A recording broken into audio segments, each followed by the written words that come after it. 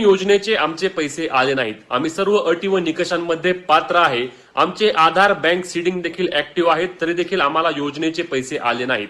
आम्ही आता तक्रार कुठे करायची किंवा कोणत्या पद्धतीने आम्ही आमचा अर्ज करायचा त्याबद्दलची माहिती या रील मध्ये घेणार आहोत। त्यामुळे रील शेअर आणि फॉलो करायला विसरू नका। नमस्कार मित्रांनो, मी विराज।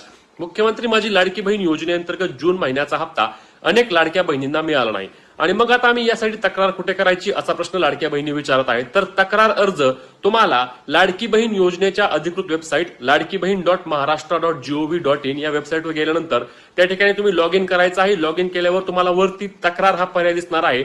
त्या पर्यायावर क्लिक करून तुम्ही तुमची तक्रार नोंदवायची आहे। तक्रार नोंदवताना तुम्ही वेबसाईट वरून अर्ज भरताना तुम्हाला एक नंबर मिळाला होता, तो एक नंबर असतो फॉर्म नंबर। तो फॉर्म नंबर तुमच्याकडे असणे आवश्यक असणार आहे। तो फॉर्म नंबर टाकून तुम्ही तुमची तक्रार नोंदवू शकता। आता यामध्ये लक्षात घ्या, ज्यांनी नारी शक्ती ऍप्लिकेशन वरून फॉर्म भरला होता किंवा ऑफलाईन फॉर्म भरला होता ते तक्रार करू शकत नाही।